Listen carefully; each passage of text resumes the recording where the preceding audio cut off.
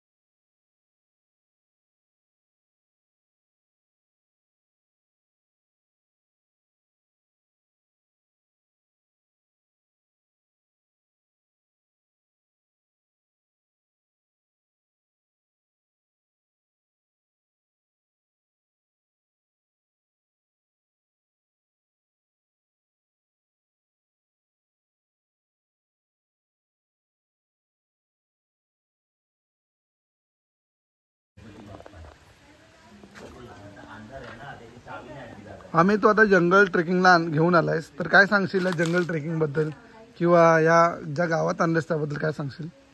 या गावचं असं वैशिष्ट्य म्हणजे या गावची संपूर्ण जमीन जी आहे हे गणपतीचं देऊळ आहे आपल्या पाठच्या साईडला. तर याचं जे देवस्थान आहे ह्या देवस्थानच्या मालकीची जमीन आहे. हे पूर्ण गाव म्हणजे देवस्थानच्या मालकीचं आहे. त्यामुळे इथली जमीन कोण विकू शकत नाही किंवा कुठल्याही प्रकारचा व्यवहार होऊ शकत नाही. त्याच्यामुळे या गावाचं वैशिष्ट्य म्हणजे बाहेरचं कोणी हस्तक्षेप झालेलं नाही इथे बिलकुल सुद्धा. आणि म्हणून हे गाव त्याचं पारंपरिक पण टिकवून आहे. आजही तसंच आहे बऱ्यापैकी. इथे खोताचा वाडा सुद्धा आहे जो जवळजवळ 200-250 वर्षांपूर्वीचा जुना वाडा आहे. आणि हे मंदिर सुद्धा तसंच प्राचीन मंदिर आहे. तर किती वर्षापूर्वीचं आहे हे साधारण 150 वर्षांपूर्वीचं मंदिर आहे. पूर्वीच्या काही जेव्हा आक्रमण व्हायची तेव्हा मंदिरावरती असे या साईडला अशी कौलं घालायचे म्हणजे मंदिराचा कळस वगैरे त्या खाली झाकला जायचा. लांबून आक्रमण करताना वाटलं पाहिजे की हे मंदिर नाहीये. ऍक्च्युअली कळस आतमध्ये ते सगळं आतमध्ये सगळं लपवलं जायचं. लांबून वाटलं पाहिजे की घर आहे मंदिर नाहीये. आणि मग अशा प्रकारे मंदिर सुरक्षित ठेवले गेले. बरीचशी मंदिरं अशी आहेत बरोबर की जी वरून कौलाने आहेत आणि कळस त्यांच्या आतमध्ये. राईट. कारण का आधी कसं मंदिरांना उद्ध्वस्त सगळं करणार. आणि ही जी बाग आहे ती किती वर्षापासून आहे किंवा काय सांगशील? कारण की अशी बाग बघायला भेटत नाही. जर बघायला गेलास तर खूप कमी आहे. ही नारबाची वाडी सारखं वाटतं. कोकणात आलो आपण आणि नारळाची आणि सुपारीची झाडं पण बघितली ना असं होणं शक्य नाही. पण इतकं सुंदर दृश्य आहे की केळीची झाडं आहेत. ओके, सोबत नारळ सुपारी. Wow, super. 50-60 वर्ष तरी या जुन्या असतील या पोकळी. 50-60 वर्ष. 50-60 तरी एवढ्या उंच गेल्या त्या 50-60 तरी वर्ष जुन्या आहेत त्या पोकळी. आणि या गावामध्ये आता करंटली मला हे सांगशील का की यूथ किती राहत आहेत किंवा नवजात आपण बोलतो की आपल्या वयाचे यंग जनरेशन? हार्डली किती? 6 ते 7. मग काय सांगशील तू आपल्या ह्या जनरेशनसाठी? कारण की आता तुम्ही ह्या जनरेशनमध्ये आहात आणि तुम्ही आहात इथे. त्या 6 जणांमध्ये तुम्ही 2 जण आहात. आणि तुम्ही जसं बघितलं तुमचा काय ते तुमचा जो पॉईंट बघितला तो देखील सुपर्ब होता. मनकूप, बरोबर ना? मनकुपी म्हणजे एक पॉइंट ऑफ व्ह्यू चेंज करायलाच पाहिजे प्रत्येकाने. कारण इथे जर पैसा ही गोष्ट महत्त्वाची असेल तर पैसा कमवण्याच्या खूप इथे मार्ग आहेत जे तुम्ही शोधले पाहिजेत. आणि तिथून म्हणजे एक सुखाचं समाधानाचं आयुष्य आहे. तुम्ही जर 10वी-12वी करून मुंबईला जात 10-12 हजारची नोकरी करणार असाल तर त्यापेक्षा आम्ही इथे लाखपटीने जास्त समाधानी आहोत. आता तुझं काय शिक्षण आहे? मी सिव्हिल इंजिनियर आहे.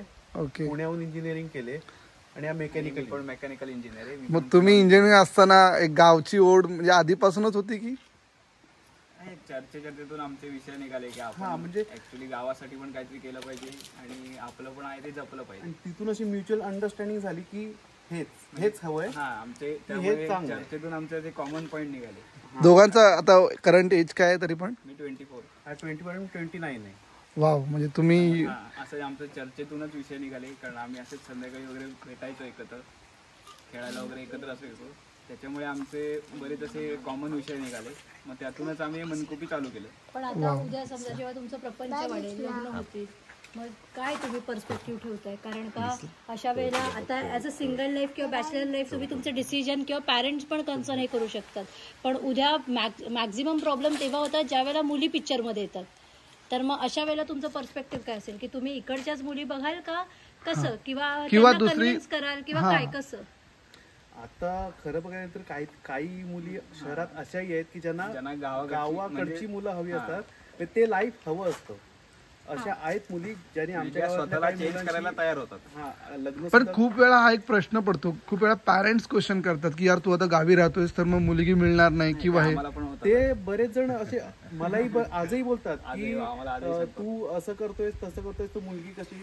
तर माझं म्हणणं एकच आहे की कोणतरी एक असेल अशी 100% की जिला हे ऍक्सेप्ट आहे की हे आहे बाबा, इथे समाधान आहे, ते सुख आहे. असं सगळ्याच मुली अशा नसतात ना की नाही मला मुंबईची लाईफ पाहिजे. जशी आमची श्रद्धा. म्हणजे जसं तू या विचारात सेम मी या विचारात होतो की माझ्या आई वडिलांच्या वेळेस मला क्वेश्चन केलं की तू काय करणार मुली, मी बोलेन मी असं काहीतरी करेल की मुलगी स्वतःहून येईल. एक्झॅक्टली. वाव. आणि म्हणून ती ठाण्या सोडून लहानपण तिचं बालपण तिथे गेलं, पण ती आता चिपळूणात आहे. सो तुम्हाला दोघांना खूप खूप शुभेच्छा, कारण की माझ्यासाठी ना अशा खूप साऱ्या यूथसाठी तुम्ही एक इन्स्पिरेशन आहात. ओके. आणि कसं वाटलं तुम्हाला या दोघांसोबत पूर्णपणे आपण कालपासून आहोत आणि त्यांचे मनकुपे कॅम्पेन? आणि असं वाटलं नाही असं की म्हणतात आपण की कोकणात आल्यावर कोकणची माणसं साधी बोळी काय जातं त्यांच्या भरली आणि आपण स्वतः खुद्द कोकणातले असल्यानंतर ती ओढ आपोआप येते आणि त्या माणसांबरोबर आपण बरोबर एक अंडरस्टँडिंग होऊन जाते आपली. सगळं वाटतं. तुम्ही काय सांगाल, कसं वाटलं? आम्ही चिपळूणात राहून सुद्धा एवढ्या जवळ एवढं सुंदर अशा प्रकारचं निसर्ग सौंदर्य आहे, त्याला आम्ही इतकी वर्ष मुकलो होतो असं आम्हाला वाटत होतं. आपण जसं अति कोकणामध्ये जास्तीत जास्त जेवढं फिरू तेवढं आपल्याला सुंदर सौंदर्य पाहायला मिळेल. तुम्ही लोकांना काय सांगाल की आपण ज्या ठिकाणी राहिलो होतो कसं आहे, सुंदर आहे, छान आहे? सुंदर म्हणजे अजून 2 दिवस मी तिथे राहिले असते जर ह्याची शाळा नसती तर. तुम्ही देखील सगळ्यांनी नक्की या आणि ह्या दोघांनी या जे 2 यूथ आहेत त्यांचा जो मनकुपी कॅम्प आहे त्याला व्हिजिट द्या. ओके. जेवणाचं पण आणि यस, इतकं सुंदर जेवण त्यांच्या आईने बनवलं, साधं आणि सात्विक. So thank you so much.